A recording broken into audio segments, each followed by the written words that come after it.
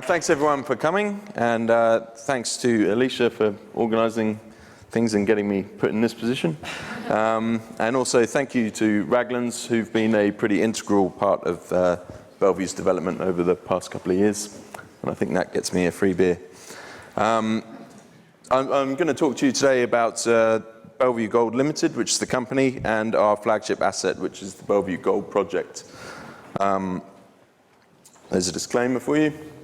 So Bellevue Gold Limited has 3,500 square kilometers under tenure in the Agnew-Wiluna Greenstone Belt and the Yandal Belt. And Bellevue, our flagship asset, is located about there. We currently have 1.8 million ounces at 11 grams, just over 11 grams a ton, which has come together over the past couple of years. We're in a major gold-producing district. I'm sure I don't need to go into this too much for everyone here. But Agnew is about 40 kilometers to the south, but sort of within a 100 and 200 kilometer radius, sorry. We have Jundee, Thunderbox, Darlow, Bronzewing, and Blackham's up to the north of us at Wiluna as well. We're also in a major nickel-producing province with Leinster about 40 kilometers to the southeast, and Mount Keith about the same to the north. And Cosmos is literally a stone's throw over the fence line. There's been mining in the area for more than 100 years, but it was there was modern mining there between 1988 and 1997. And one of the nice things about working at Bellevue is that it seems to have had almost every geologist in Western Australia working at Bellevue in that time. Everyone seems to have worked there for about a month and decided they didn't like it very much. But there's some good stories that come out of that. It was owned by a variety of companies. It went through a few takeovers from when it was set up by Spargos and ended up in Plutonic. When the mine stopped operating, it got packaged up with nickel ground to the east of us, and it went into Jubilee, and then through Jubilee into Xstrata. Neither Jubilee nor Xstrata were very interested in exploring the gold potential. Cosmos is one of the highest grade nickel mines in the world, or was, and so that was their main focus. So essentially the project remained parked for about 20 years before it finally ended up in a junior company, which is ours. Our chairman managed to pick it up and put it into a shell, and then he put together new management back in April of 2017. When Alicia asked me for a sort of title to the talk about a month ago, I couldn't really come up with anything, so I went with something very vague. But part of the reason for that is things have been changing pretty quickly. And in fact, since that email, we've had 2 new discoveries. We've also got 2 new rigs on site, and we've had a resource upgrade. So I was sort of trying to decide what to talk about a week or so ago, and I noticed a couple of things. One was it's about 2 years to the day since our first drill rig turned up on site. And the other is it's a year to the day, almost exactly, since our first resource as well. So I thought I'd sort of take you through that process. So take you back to what we inherited when we first got hold of the project, what the geology looked like, what we knew at that stage, and then take you through what's been happening in those 2 years, some of the geological realizations, how that's affected targeting, and how that's affected where the project's going. So going back to what we knew when we picked up the project, it's in the, as I said, it's in the Agnew-Wiluna Greenstone Belt. There's Bellevue there. It's in the Yakabindi domain of that belt, which consists of a lower layered gabbroic sequence, Kathleen Valley gabbro, which is about 2.73 billion years old. And then that is overlain by the Mount Good mafic sequence, which when we inherited it was a largely undifferentiated mafic sequence of tholeiitic composition dominantly. It's had a fairly complex deformation history. This was done much better by Sarah Jones at one of these Raglan's talks a couple of months ago, but essentially the early extension, basin formation, and then broadly an east-west compression with upright folding and north-south trending foliation, and that reactivated a lot of those extensional structures. And then sort of a progressive compression with sinistral shear activation, and there's some nice examples of this within our work area. And then sort of ongoing compression, planar faults and minor shears, and then late brittle faulting, overprinting that. In terms of the local geology, it was, as I say, it was largely an undifferentiated tholeiitic mafic sequence. Previous authors had separated this over there's one sort of very distinct mappable feature in the area, the highway shear, which outcrops really nicely on the island on Lake Miranda. And that strikes north-northwest, sinistral kinematics dipping to the northeast. And previous authors had sort of separated these to sort of the Bellevue corridor and then the western corridor as well. The tholeiitic mafics are separated from the felsic volcanoclastics and the komatiites to the east, which host the nickel deposits, by the regional scale Miranda shear zone, which dips to the west.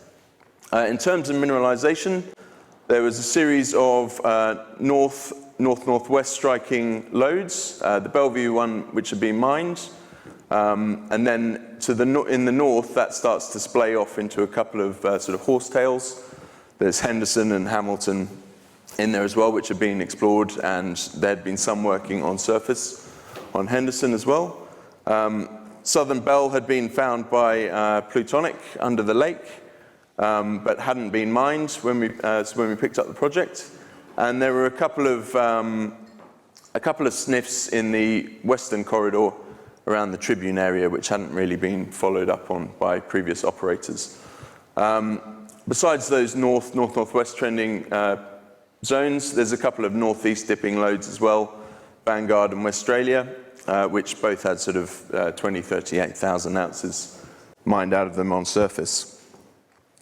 So we inherited quite a good drill hole database in terms of hole locations and orientations and assays.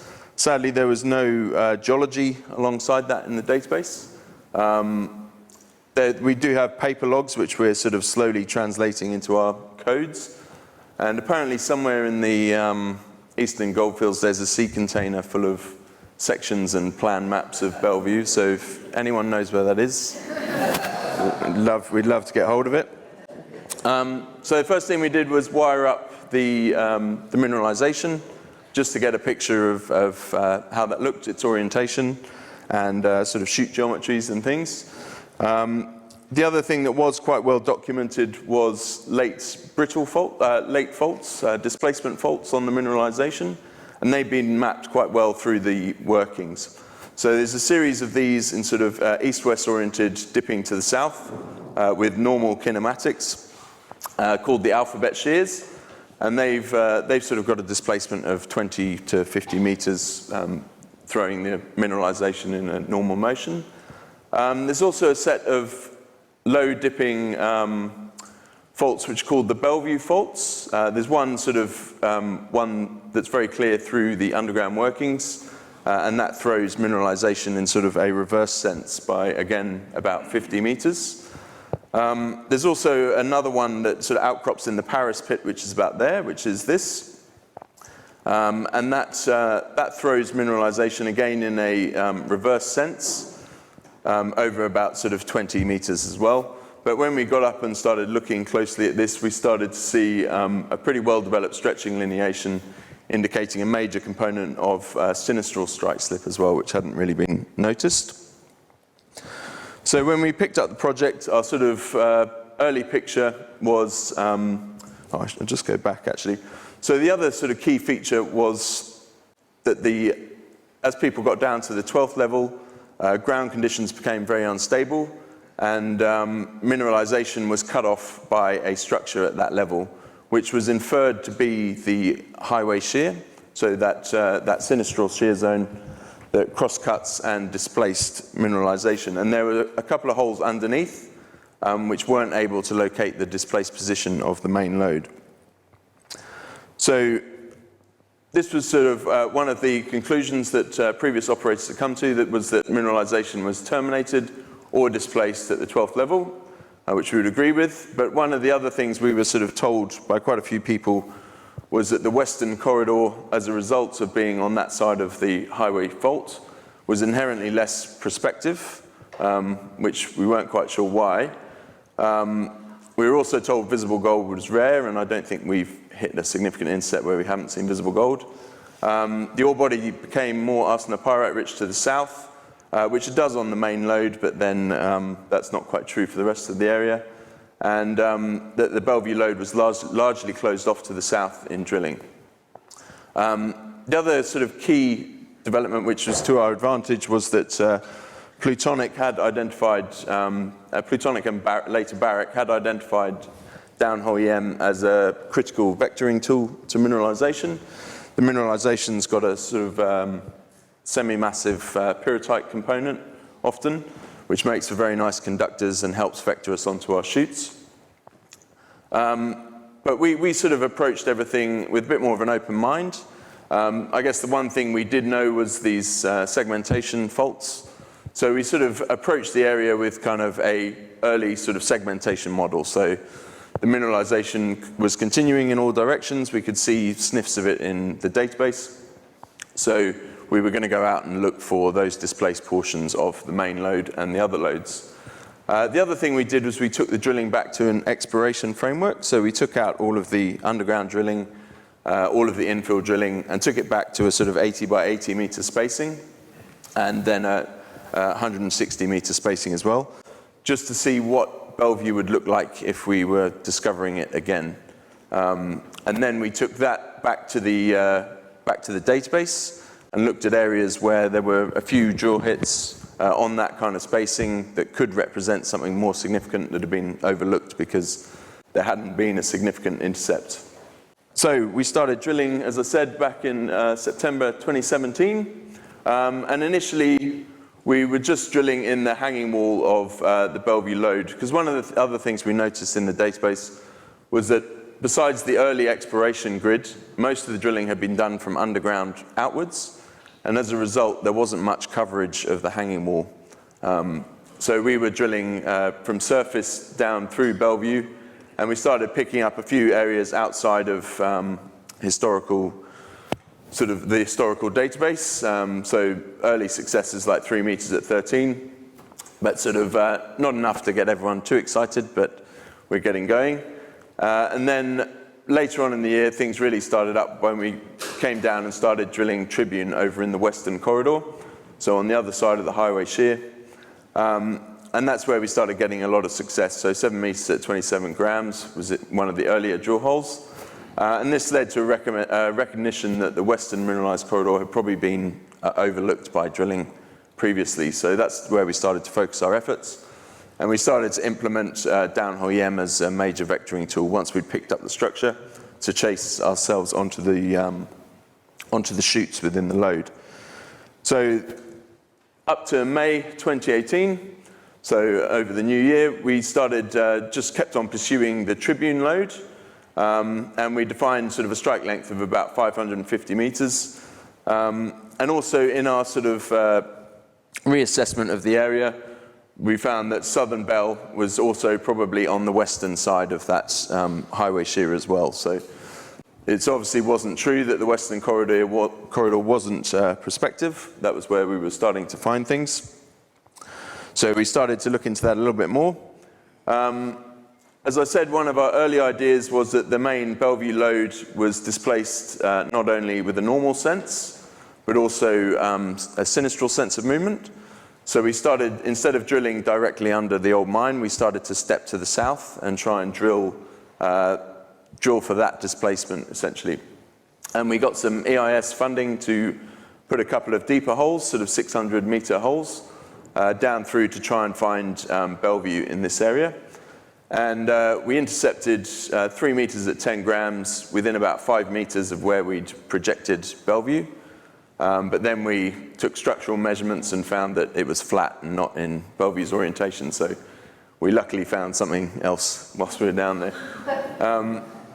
But the other sort of key for this was that we're a junior company, and drilling 600-meter holes really isn't something we can sustain for very long without blowing out our share structure. But finding something in the footwall of Tribune meant that we could essentially drill for Tribune and just keep going for an extra couple of 100 meters, which means we kind of get 2 bites at, every drill hole gets 2 bites at the apple, and we can potentially get 2 significant intercepts in each drill hole. So once we'd sort of had that first intercept into the flat-lying lode, we sort of stepped back and came up with an exploration approach. And our approach was to drill it on sort of 250-meter spaced centers, which defined a plane over about 750 meters, and then follow that up with downhole EM to start vectoring us onto significant intercepts. So you can see there's sort of mineralization was in all the holes, but there's a variety in the intercepts that we were getting, but that was because these were largely untargeted drill holes, just drilling into a plane.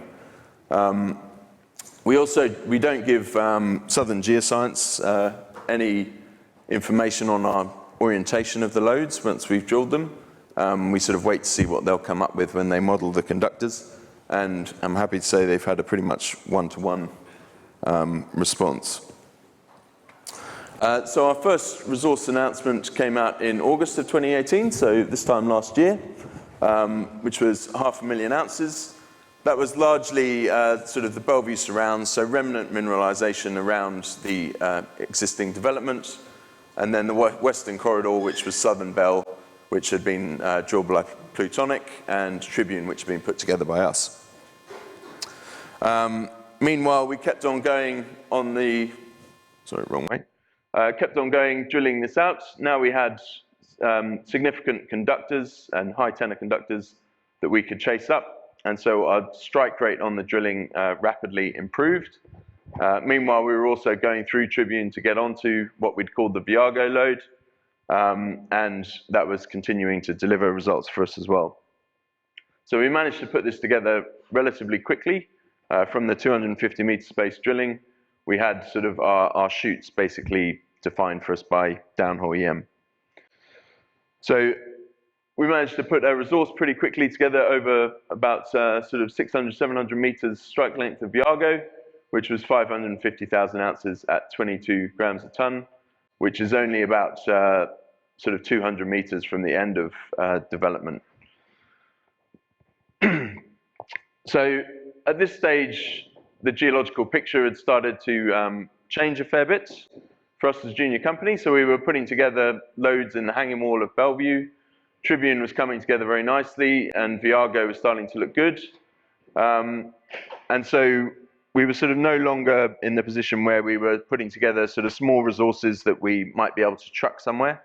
We were starting to be in the position where we felt that the ounce potential clearly hadn't been realized by previous operators in the area, and there was a lot more to explore. We were also generating multiple targets through mapping and downhole EM, and so it became a bit of a critical exercise to start prioritizing our workflow.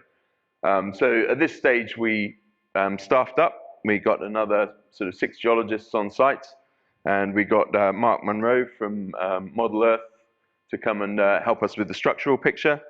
And we essentially went through a review and a rating and ranking process whilst we were doing the drilling. So just a couple of things we found out at that stage. This is sort of a good example of the mineralization that we see. So we have 2 types of quartz veins, typically a sort of smoky gray earlier vein, and then a more opaque white vein, and you can see the opaque vein cross-cutting the earlier vein there. The early sort of smoky veins are highly strained. They're often folded, and which records the last movement on the structures. They're often boudinaged and pyrrhotite, and there's a lot of pyrrhotite and chalcopyrite, which is semi-massive. And has remobilized into Boudin interstices. So there's one Boudin and there's the other. And the pyrrhotite and the chalcopyrite have sort of remobilized into the low strain environment. This sort of texture that we find in these areas corresponds to our highest grades on the project, which also corresponds to the best EM responses, which is why it works as a vectoring tool. Visible gold is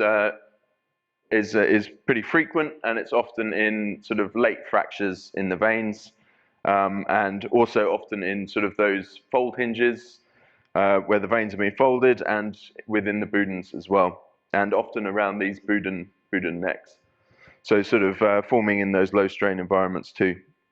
In terms of alteration vectors, there's a couple of different generations of chlorites, which we haven't really got far enough along to start picking apart and seeing if one of those is a vector.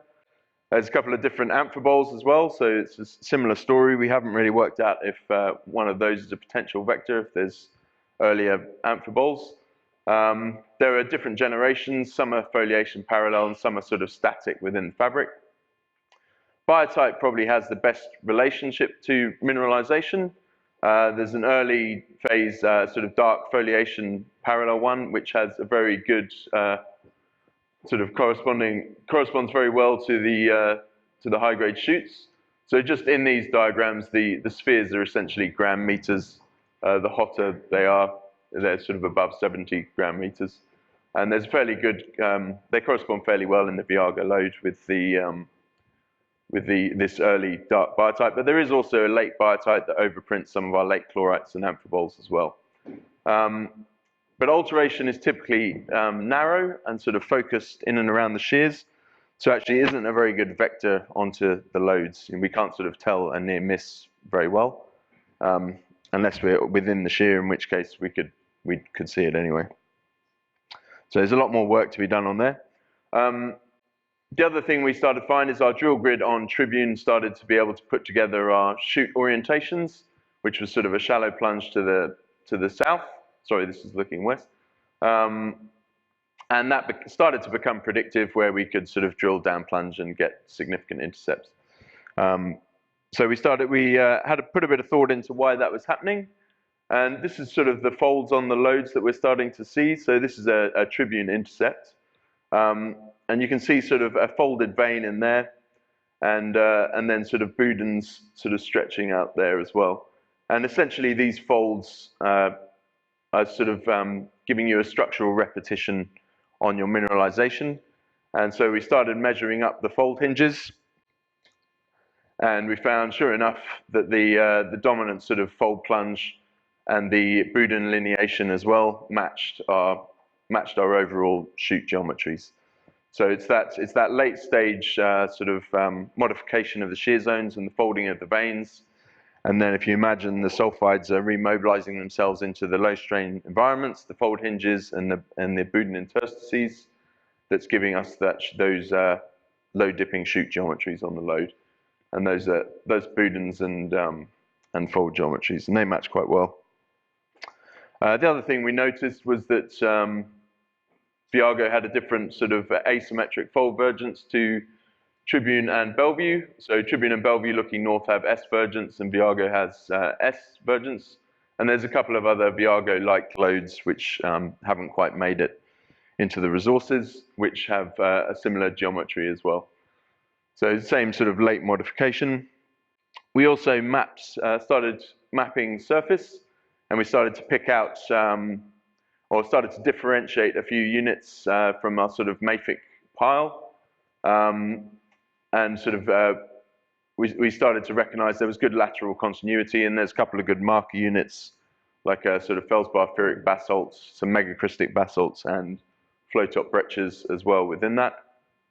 So we're able to take that back to the drill holes and sort of integrate that into 3D interpretation, which was a bit quick and dirty. So we're still working on that.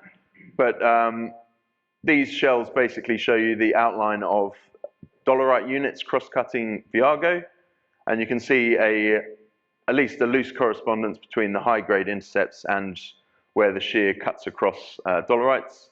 And one of the things we noticed is that as the shear zones cut those more competent units, the strain gradient narrows right up, and so the fluids are sort of more focused within that area. Whereas if we're out in the pillow basalts, the shears can be much wider, and they've probably got the same metal budget within an intercept, but the grades are sort of spread out over a wider zone. That's something we found also at Tribune. So there's a dolerite unit that comes into the footwall. This marks a gradient coming into the footwall, and you can see grades essentially improving as that competent unit starts to interact with the shear zone. There's also a couple of porphyry units throughout the area, and they've undergone all the same deformation events that the mafic rocks have. So they were quite early on in the story, and this is actually them cutting across the Viago lode.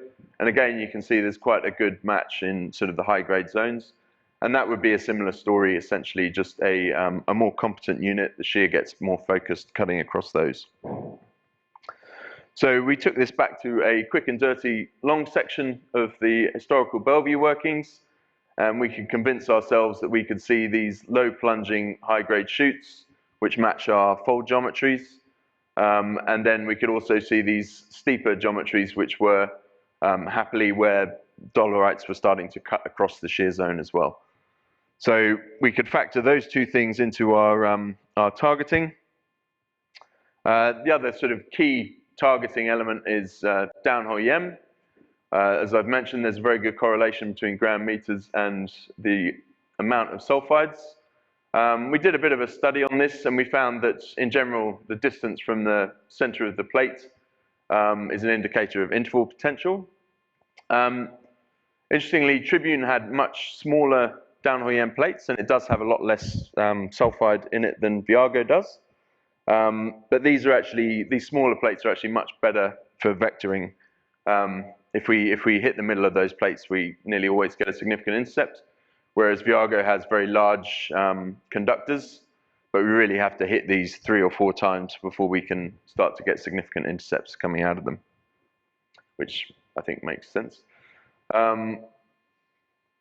But I guess the reason that's important is because then we can take that back to exploration, and if we're starting to get large plates, then we don't need to do the infill EM work, which is a cost saving for the company. Whereas for Tribune, we always have to downhole EM almost every hole because the plates are that much smaller. So this is a rough structural history, which is very, very dirty. And this is taken from Sarah Jones's excellent work at Darlow. And I think this would largely fit what we see as well. So units laid down, essentially an east-west compression and a folding of the dolerite units, although we think ours is probably an antiform rather than a synform at Darlow, and that north-south fabric. As that progression continues, we start to develop these sinistral shear zones, which would be our highway shear, and then those shear zones have locked up, and we start to get our mineralized lodes, which cross-cut those early sinistral shears, which is something we see as well. There's actually an old picture from underground where the Bellevue lode cuts through the highway shear. So that picture remains the same for us as well. The only difference we would have from Darlow is that there's been some late modification of that sort of shear orientation, which has given us our folded veins and those low plunging chutes to the south.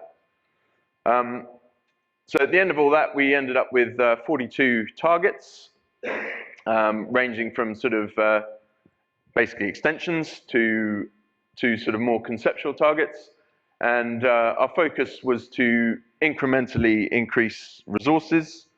So basically we needed a sure thing for a junior company. We couldn't afford to stop getting out good news. But really, to make the next shift in sort of deposit size, we had to start finding some new lodes as well. So we had a couple of rigs that were basically focused on extensions, the easier wins, and then a couple that were going after these more conceptual type targets. So one of the simple extensions was when we drilled out our Viago grid on 250 meter space centers. We drilled this hole here, which went through this area, and we didn't hit Viago, so we gave up on it at the time. But with a little bit integrating it into 3D, we mapped out one of these alphabet faults, these south-dipping normal faults, which was projecting roughly through this area. So went back to the drill hole, and sure enough, there it was. So started drilling up to the north, and that's exactly what had happened. There was just simply a displacement on Viago, and we've been happily continuing that to the north. We put a sort of 200 to 300,000 ounce resource target on it, and happily to say that's become 200,000 ounces in our latest resource update. Tribune, a bit more obviously, we just extended the drilling up to the north and to the south, and we started making some significant drill intercepts up to the north as well, continuing with that downhole EM, and we put a 300,000 ounce resource target on that, and that's delivered on that as well in the last resource. So that's just, I think, probably over-egging what I've just said. Yeah, that's us continuing to drill to the north and on sort of 200 meter space centers, and then putting the EM down the hole and basically following up on that. One of the other things we recognized was that there was probably a lack of downstream targets. Everything had been around the mine up until then, and we needed some earlier stage projects. So we sort of mapped out the belt a little bit more. And there's pretty much a 20 kilometer continuous trend in mineralization with no real drilling outside of the resource area. There's some shallow holes up at Government Well, which includes some good hits like 2 meters at 19 and 5 at 9.8, which unbelievably haven't been followed up. So that's something we're progressing onto. We also mapped out the Tribune structure for another sort of 2 kilometers on surface through workings. We drilled one hole and picked it up as well, and we've had rock chips up to sort of 102 grams a ton from that structure on surface, and again, unbelievably, that hasn't been drilled either.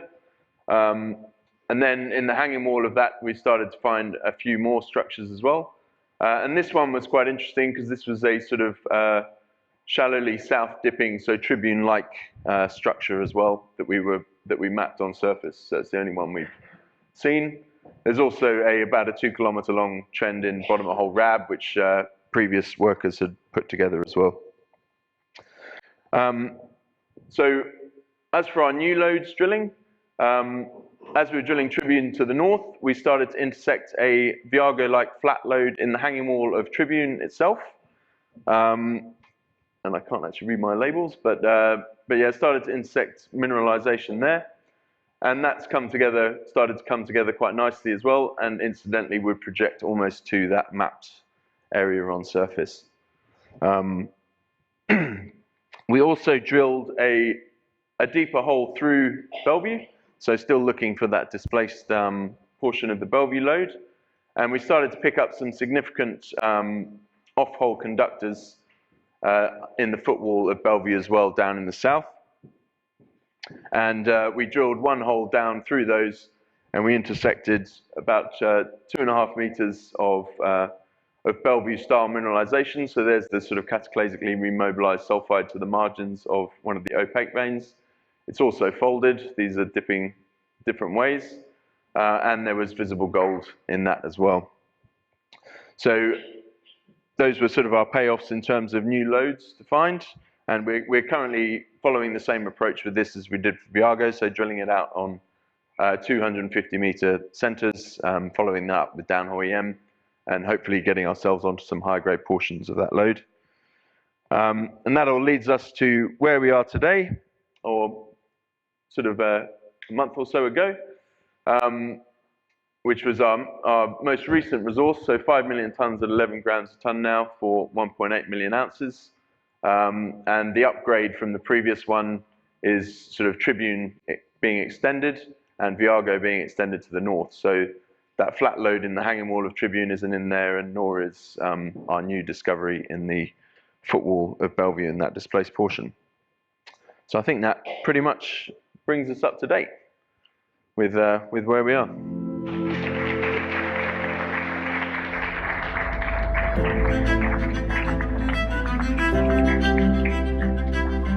you.